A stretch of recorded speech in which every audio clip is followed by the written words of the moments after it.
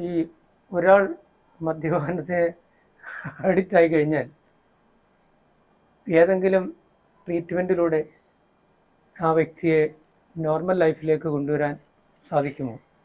ഇത് രോഗമാണെങ്കിൽ അത് പൂർണ്ണമായി ചികിത്സിച്ച് ഭേദമാക്കാൻ പറ്റുമോ?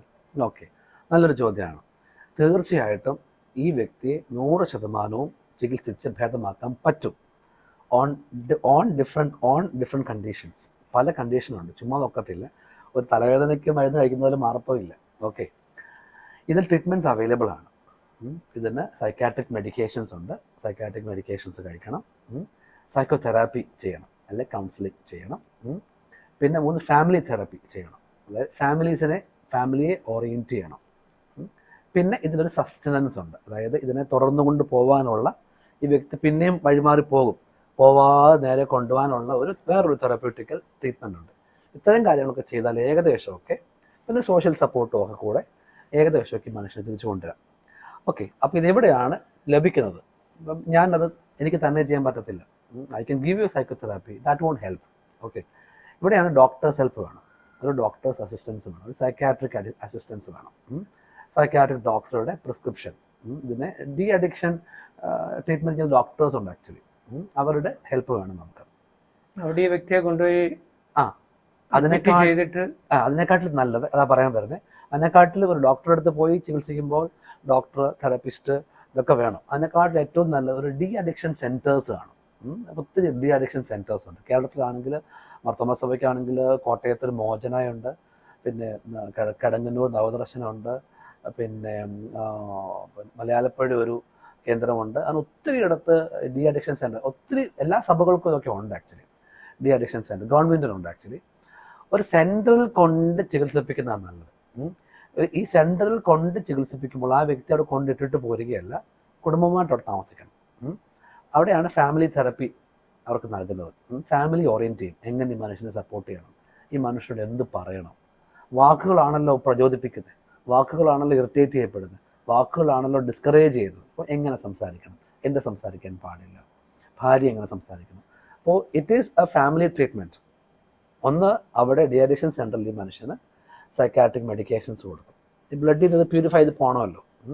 ഈ മരുന്ന് കഴിക്കുമ്പോൾ ആക്ച്വലി ഇയാളുടെ ഇത് ബ്ലഡിൽ നിന്ന് പ്യൂരിഫൈ ചെയ്യും കുറേയൊക്കെ.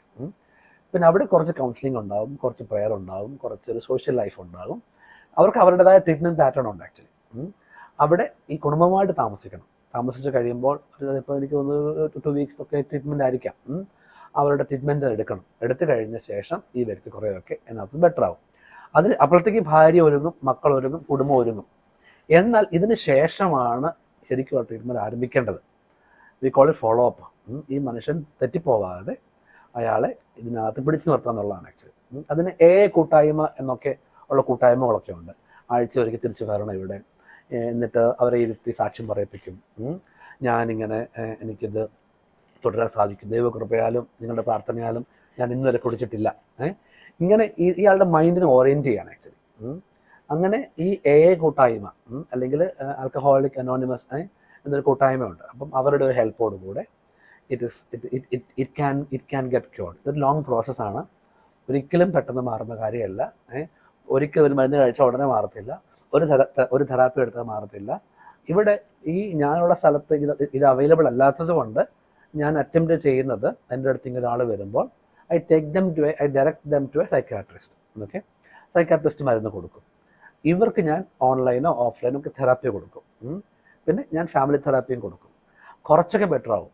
പക്ഷെ എന്നാലും ഒരിടത്ത് താമസിച്ച് ചികിത്സിക്കുന്നതിൻ്റെ എഫക്റ്റ് ഉണ്ടാവത്തില്ല.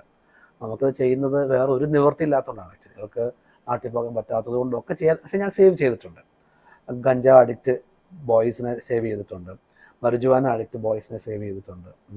പിന്നെ മദ്യപാനത്തിൽ കൂടെ വന്ന ഒത്തിരി പേരെ സേവ് ചെയ്തിട്ടുണ്ട്. രണ്ട് മൂന്ന് കപ്പിൾസിനെ സേവ് ചെയ്തിട്ടുണ്ട്. ഏകദേശം ഒരു 10-12ഓളം ആളുകളെ ഞാൻ സേവ് ചെയ്തിട്ടുണ്ട്, ഡി അഡിക്ഷൻ സെൻറ്റേഴ്സ് വിടാതെ. പക്ഷെ അത് ഒരു വഴി ഇല്ലാത്തപ്പോഴാണ് ചെയ്യുന്നത്. ഏറ്റവും ബെസ്റ്റ് ഒരു ഡി അഡിക്ഷൻ സെൻറ്ററിലേക്ക് ചെല്ലുക. അവർക്ക് ട്രീറ്റ്മെൻറ്റ് പാറ്റേൺ ഉണ്ട്. അവിടെ ചെല്ലുക, അവിടുത്തെ ട്രീറ്റ്മെൻറ്റിന് ശേഷവും വീട്ടിലും തുടരും ട്രീറ്റ്മെൻറ്റ്. ഞാൻ സെൻറ്ററുമായിട്ട് കണക്ട് ചെയ്ത് തന്നെ പോകണം.